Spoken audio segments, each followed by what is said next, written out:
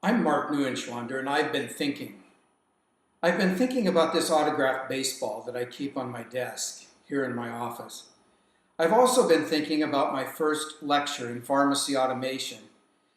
And most importantly, I've been thinking about the distinguished career of Dr. Kenneth Barker. I delivered my first presentation on pharmacy automation nearly 15 years ago at an ASHP meeting in the city of brotherly love.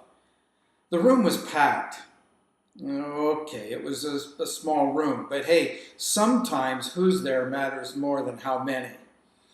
At the time, PowerPoint didn't pack the power that was needed for me to show all the images that I felt compelled to show. And so I came armed with 2 carousels of slides to discuss the plethora of automated dispensing cabinets and robotic systems available to hospitals. Of course, I also got pretty Dick Tracy in my attempt to visualize a future for barcoding at the point of care. In any instance, if a picture's worth 1,000 words, my word count approached national debt figures. Halfway through the presentation, I mentioned that we needed to pause so I could change carousels. Sitting in the back row near the projector, a man stood and said, "I think I know how to do that." Though we had never met, I recognized the Auburn pharmacy professor from pictures that I had seen. I had heard of his landmark research and his unrelenting passion to reduce medication errors. Yes, Kenneth Barker swapped my trays. By the way, without dropping any slides or jamming the projector, quite an accomplishment. Is it trite to say that I was honored? I mean, he should have been the one giving the lecture. I was struck that this professor was willing to learn from this newbie, whatever he could.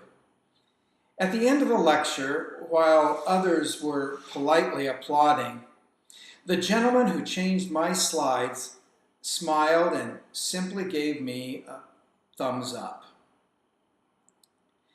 Many similar gestures by Dr. Barker over the years provided wind my sails would require for navigating to where I am today. On occasion, he's read and even taken time to comment and affirm these musings. It was my privilege to interview the good doctor at the first Unsummit for bedside barcoding. We didn't talk much about best practice models or his latest research. He humored me and allowed me to dip into his childhood, discuss his journey, and chat about his family, his interests, his passions. I learned, for example, that he owns an Elvis suit.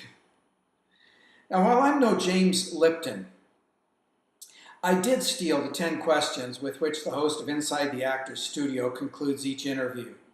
When I got to, "What is your favorite swear word?"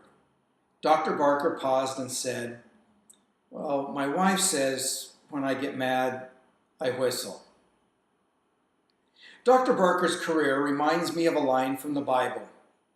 "You do well to be angry," it says, "but don't use anger as fuel for revenge." His meticulous research that uncovered unanticipated high rates of medication errors in our hospitals understandably provoked a lot of whistling during his career. But still more, it stirred up brotherly love. I could see it as it welled up in his eyes in our conversation. And all this fueled a lifelong commitment to reform pharmacy practice by identifying causes of errors, designing safer systems, and promoting best practices. Millions of people across our country and around the world have benefited by his anger channeled for our good. Now, I did a bit of my own error research this past week. I learned that the 1883 Philadelphia Phillies hold Major League Baseball's record for errors committed by a team in a single season, 639 to be exact. I also learned that for most individual errors in a single season, the record is held by Billy Schindel, you guessed it, a Philadelphia Philly. His 119 bumbles in 1890 Certainly won't get him a bronze statue next to Rocky Balboa's in front of the Philadelphia Museum of Art. No city has that much brotherly love. Oh, and don't even think about a plaque in Cooperstown. As for Dr. Barker, heaven alone knows how many errors have been avoided because of his unflagging efforts, or how many lives, not to mention careers, have been spared.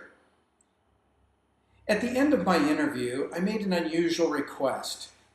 I asked Dr. Barker if he would sign a baseball for me. Now, no disrespect to Dr. Barker, but a lot of people own Elvis suits. I, on the other hand, boast the distinction of being the only person in the world who has an official Major League Baseball that has been autographed by Kenneth N. Barker. As our brother retires from a Hall of Fame career, I'm sure you join me in standing in the back of the room and giving a thumbs up. I'm Mark Neuenschwander. That's what I've been thinking.